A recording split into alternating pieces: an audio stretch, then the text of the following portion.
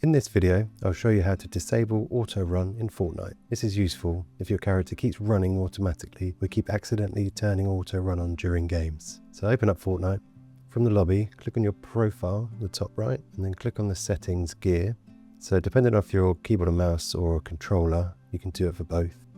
Go to keyboard and mouse first.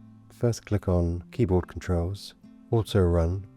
Fortnite has had auto run controls for a long time, with default PC binds including equals and numlock. And controller auto run usually be activated by the double clicking the left stick. To stop this happening, look for the controller called auto run or toggle run. So keyboard and mouse, it's auto run.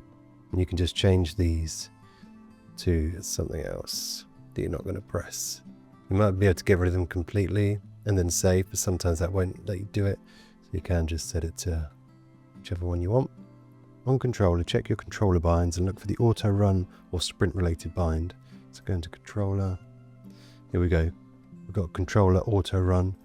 Turn that off. Hit apply.